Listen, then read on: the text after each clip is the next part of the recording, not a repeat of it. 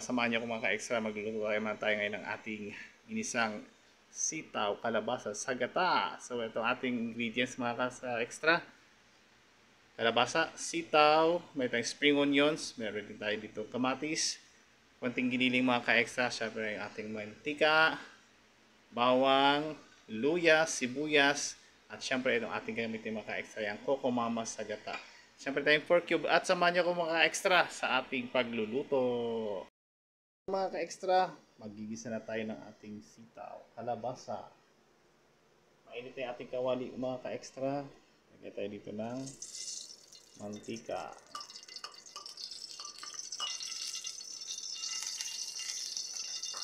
Lagay natin dito ka-extra yung ating luya.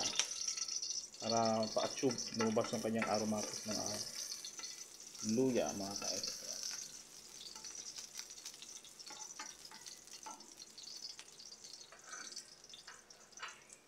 Then, sunod natin yung ating bawang. Haluin lang natin ito ka-extra.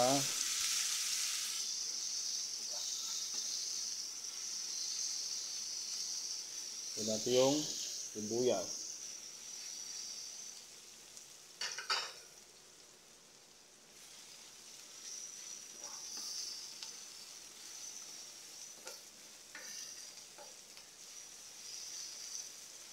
So, yung ating giniling.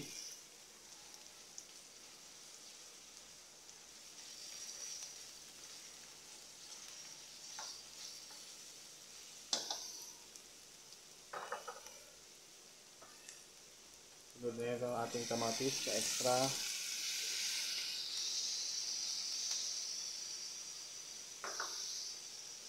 Haluin lang natin ito.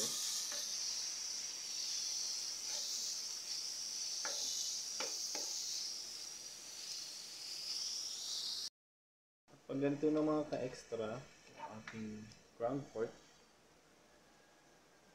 so okay na yun. Texture ng ground pork. Kaya itong kamatis ay ating idurugin.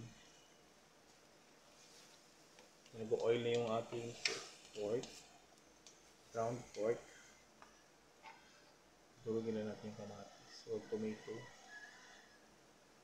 Ayan. Pwede na ito mga ka-extra. Sabay na natin yung ating kalabasa.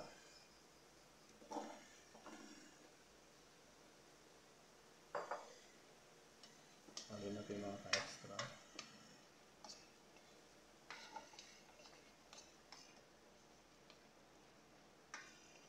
At tayo dito ng pampalasa.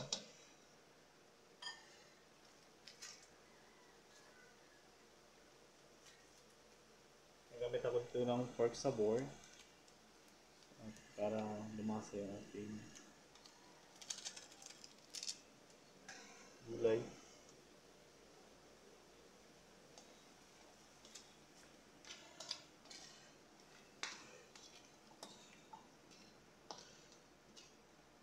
Isunod ko na dito yung sitaw natin. Sitaw, lagay ko na din. Para sa mga ito mabilis maluto. Okay, next sundin natin ito. And then i-add ko na yung ating pork cubes. Dito sa ko naglagay ng pork cubes. Okay lang yan.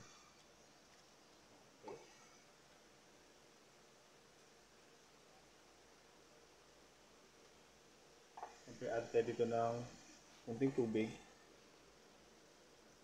Ang palambot sa ating sitaw at saka kalabasa.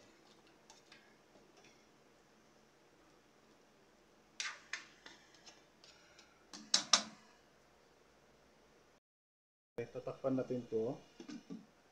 Balikan natin ito mamaya pag okay na yung kulay. And then, pag ganito guys, silipin natin ating sitaw, kalabasa. Check natin kung okay na ba yung ating kalabasa. Half cook na siya guys, so pwede na ito. Taste ko ito.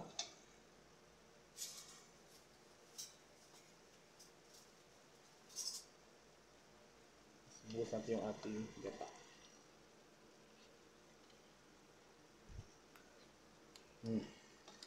Ito, ayos, nasa.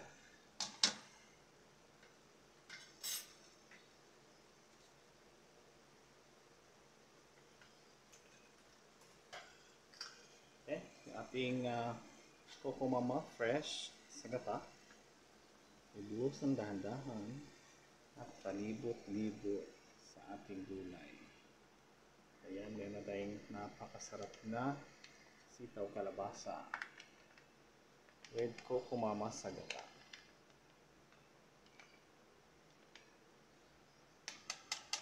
Tatak natin to.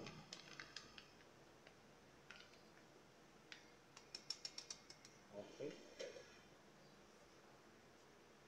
Ulin lang natin. Then add na natin ating spring onion. Or down sa sibuyas. Or down sibuyas.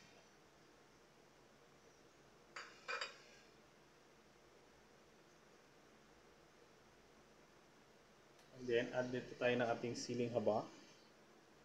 Ayan, pa-aromatic sa ating sitaw. Then haluin. Pwede na to.